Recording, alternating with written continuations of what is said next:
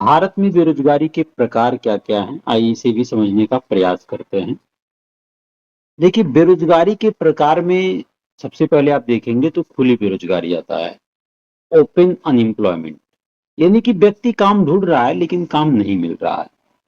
जैसे कोई भी स्टूडेंट है, ग्रेजुएशन है, पोस्ट ग्रेजुएशन है लेकिन नौकरी नहीं मिल रहा, ठीक है? इसे ओपन अनएम्प्लॉयमेंट कहते हैं। इसके बाद आता है आपका प्रच्छन्न बेरोजगारी, जो काफ़ी इम्पोर्टेंट है। इसमें क्या है, डिसगाइज्ड अनएम्प्लॉयमेंट में क्या होता है कि काम में जरूरत से अधिक लोग लगे होते हैं। एक खेत में 5 लोगों की आवश्यकता है लेकिन 8 लोग काम कर रहे हैं। भारत की कृषि में सबसे अधिक यही चीज है। इसके बाद आता है मौसमी बेरोजगारी, जो मौसम विशेष लोगों को रोजगार मिलता है। सीजनल अनएम्प्लॉयमेंट, साल के कुछ समय काम मिलता है, कुछ समय नहीं मिलता है, खास करके कृषि क्षेत्र में होता है। संरचनात्मक बेरोजगारी जो सबसे इंपॉर्टेंट है, भारत की यही मुख्य समस्या है। अर्थव्यवस्था में कौशल और नौकरियों की मांग में असंतुलन के लिए, जैसे अभी मान लीजिए एआई विशेषज्ञों की मांग है लेकिन प्रशिक्षित लोग कम है। इसके अलावा शिक्षित बेरोजगारी जो सबसे इंपॉर्टेंट है, शिक्षित बेरोजगारी, एजुकेटेड अनएम्प्लॉयमेंट क्या है कि शिक्षित व्यक्ति को रोजगार नहीं मिलना, उदाहरण के लिए ग्रेजुएट और पोस्ट ग्रेजुएट युवाओं का बेरोजगार होना। इसके बाद देखते हैं तो तकनीकी बेरोजगारी भी आ जाती है। तकनीकी टेक्नोलॉजिकल अनएम्प्लॉयमेंट में नई तकनीक के कारण रोजगार समाप्त होना, जैसे ऑटोमेशन, रोबोटिक्स, एआई, ठीक है? इस प्रभाव क्या क्या हो सकता है, आइए चर्चा करते हैं भारत में बेरोजगारी का प्रभाव। देखिए, भारत में बेरोजगारी के प्रभाव में देखेंगे, सबसे पहले बेरोजगारी केवल आर्थिक समस्या नहीं है बल्कि यह सामाजिक, राजनीतिक और मानव संसाधन विकास से जुड़ी गंभीर चुनौती है, ठीक है?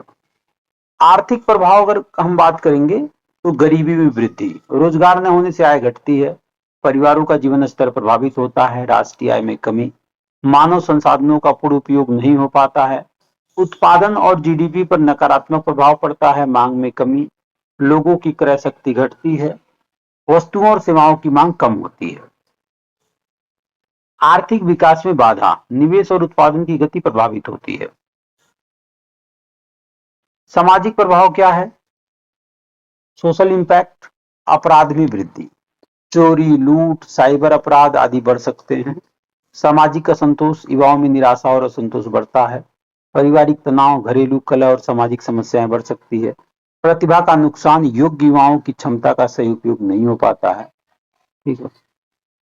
पॉलिटिकल इंपैक्ट क्या है, ये भी इंपॉर्टेंट पॉइंट है। सरकार पर दबाव, रोजगार सृजन के लिए सरकार पर दबाव बढ़ता है, विरोध प्रदर्शन, बेरोजगारी सामाजिक और राजनीतिक आंदोलनों को जन्म दे सकती है, नीति निर्माण में कुछ चुनौती होती है।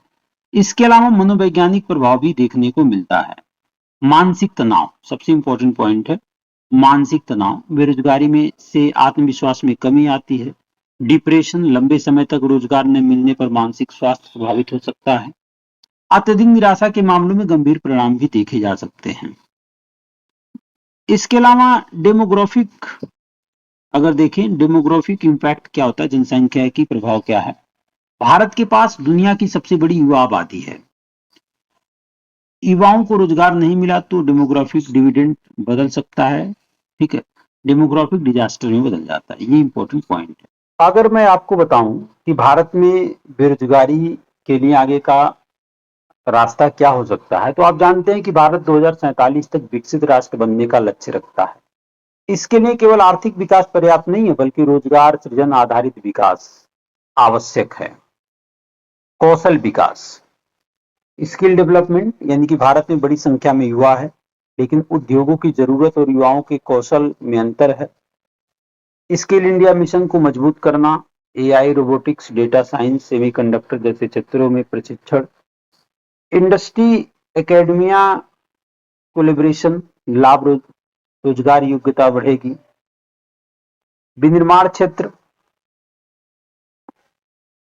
भारत में कृषि से उद्योगों की ओर श्रम का स्थानांतरण आवश्यक है। Make in India, production link incentive, MSME को बढ़ावा, लेबर इंटेंसिव इंडस्ट्रीज, ठीक है? एमएसएमई क्षेत्र को मजबूत बनाना। एमएसएमई भारत का सबसे बड़ा रोजगार प्रदाता है।